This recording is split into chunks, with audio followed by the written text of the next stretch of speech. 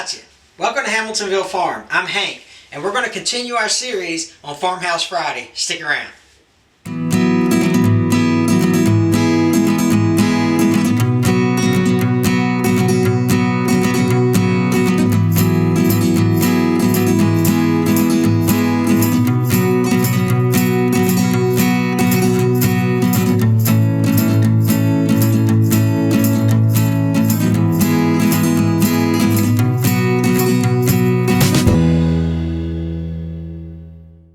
So today we're covering the guest bathroom. Gina's going to take you all through the design phase, and she's going to tell you the color she picked out and how she coordinated all that. And I'm going to go into the construction part of it. So let's go ahead and get started.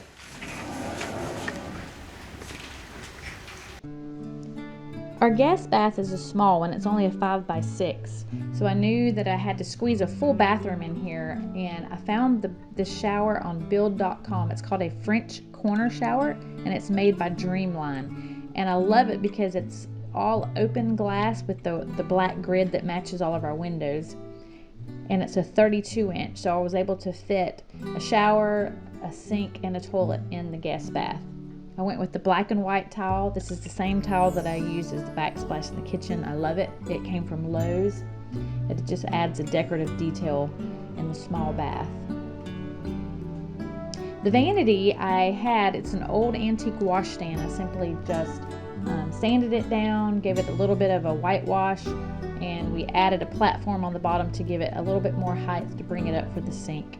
I used the Farmhouse light that came from Amazon, and the old antique mirror that went with the washstand, I simply turned it vertical instead of horizontal, and it came like on a frame, but I did not use the frame. But I love the look of old and new. We sat the Farmhouse sink on top of the vanity, and our plumber helped us out on that because you have to cut a hole in the top of the dresser or vanity that you're using. But it was a pretty simple process, so I use it as storage as well.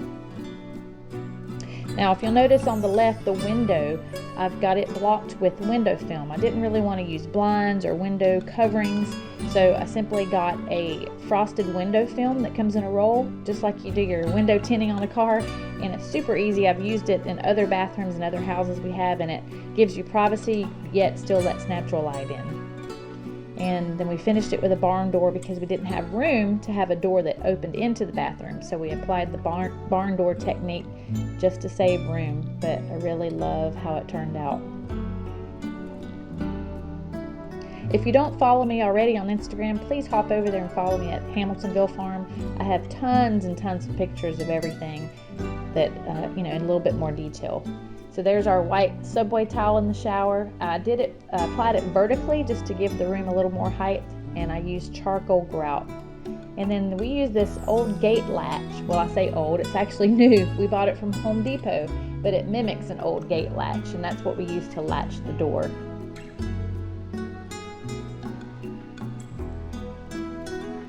And there's a shot of the window film, you can see. Farmhouse sink. I used black paint on all of the shiplap walls except for the one behind the sink, and I accented it in white.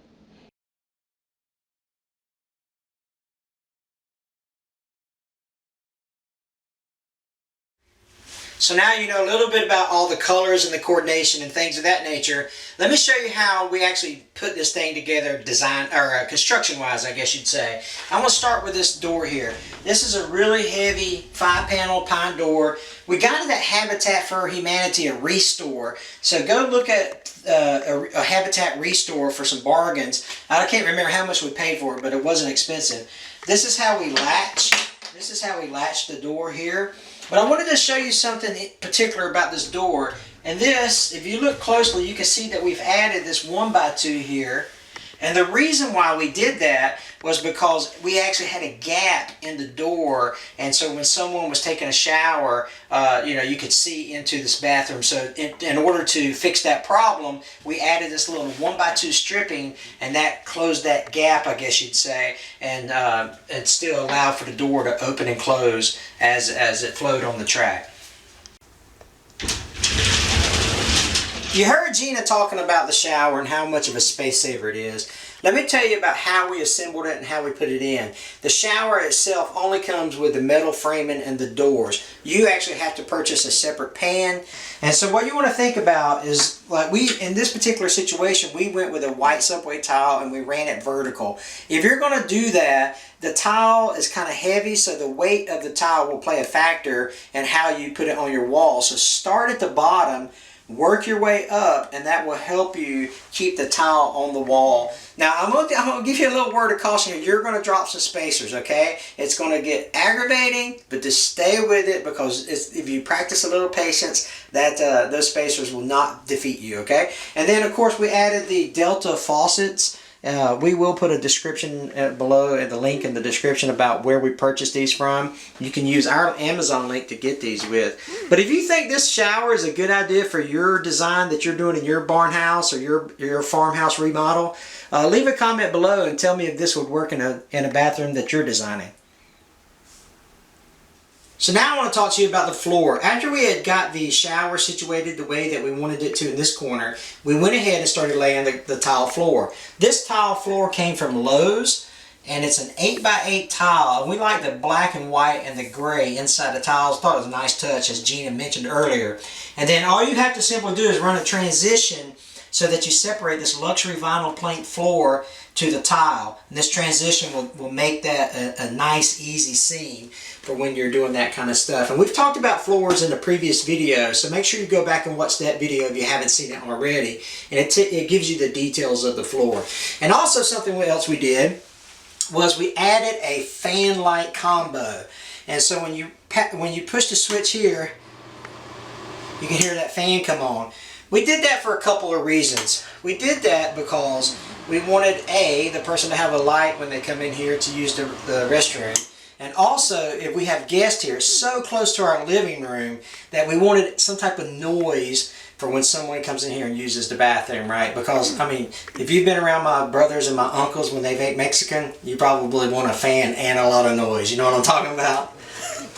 So when we added a toilet into the guest bathroom, we went with the 16-inch and the Comfort Height model of a toilet. And we got it from Lowe's or Home Depot, I can't remember. I think it was Lowe's. But anyway, you know, we're considering this small space. It's 5x6. So you have to look at your codes, because your building code will tell you the distance that the toilet has to be off the back wall and off the side wall. So make sure you check with your local building codes and meet those requirements when you're designing such a tight space, because that's really going to play a factor of where you set your toilet, where you set your shower, and where you set your sink, if you're going to use a full bath in a small space.